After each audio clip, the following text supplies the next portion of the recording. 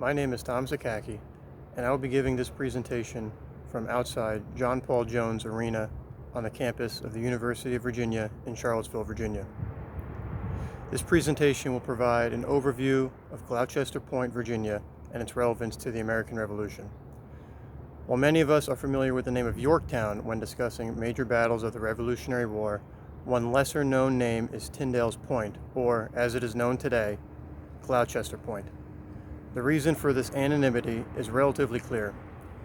It is a small geographic body of land that played an augmenting role in the battle and siege of Yorktown in 1781, but was not a battleground itself, separate and apart from Yorktown during the Revolutionary War. For this reason, every opportunity to visit should be taken for the primary purpose of observing Yorktown from a unique perspective, that is, from the north, from across the York River. It was in early 1781 when the British High Command began directing Lord Cornwallis on how he should proceed with positioning his troops in the colonies in preparation for engagement with the American and French armies. When directed by Lieutenant General Henry Clinton, the overall commander of British troops in America, to establish a naval port in Virginia, Cornwallis picked Yorktown after consulting with his engineers and reviewing the possible locations along the York River and Chesapeake Bay.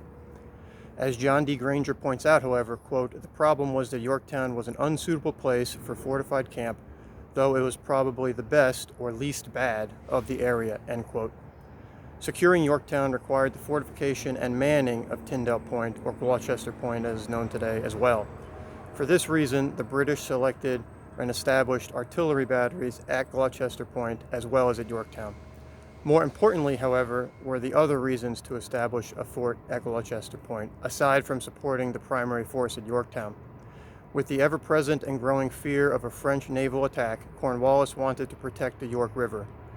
As Charles Hatch points out, quote, "Since the York River is less than half a mile wide between these 2 points, batteries at both locations could prevent enemy ships from passing to and fro before Yorktown," end quote.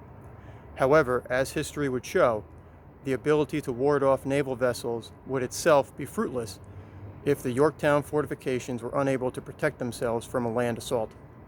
Additionally, Gloucester Point was to be maintained as a last-ditch possible means of escape from Yorktown if necessary. Again, this purpose would prove to be historical foreshadowing, as Cornwallis did eventually manage to escape from the siege of Yorktown by way of Gloucester Point. During the Battle of Yorktown, it was at this location, Gloucester Point, where General Washington's forces successfully engaged then Lieutenant Colonel Tarleton's at the Battle of the Hook, while the remainder of the American force engaged those British forces directly under the command and control of Cornwallis in Yorktown. More importantly, Gloucester Point is where feints were made in order to draw Cornwallis's attention away from Yorktown proper and the American forces south of the York River. As Hatch also explains, the surrender terms after the American victory at Yorktown, quote, "provided for the activities that took place at Surrender Field before Yorktown, and in addition arranged for a separate surrender of the British at Gloucester," end quote.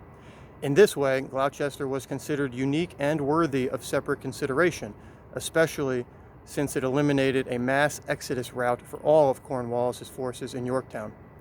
However, this historical analysis is different from that of Creighton Abrams, who barely even acknowledges the northern location in his review of the battle and siege of Yorktown, saying only that Cornwallis, quote, "also placed a force across the river at Gloucester Point," end quote. To Abrams, in explaining the lead-up and preparation for the battle, the fortification of then Tyndale's Point justified a single sentence in a scholarly paper with discussion of the actual fighting there warranting no mention.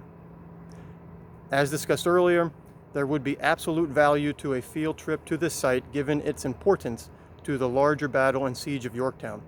The National Park Service, through its Colonial National Historical Park, does provide upkeep to the site. Visitors would be able to physically comprehend the distance between the 2 locations and wrap their heads around forces engaged on both sides of the river. This supports what should be our goals as historians, to literally review events from all angles and perspectives.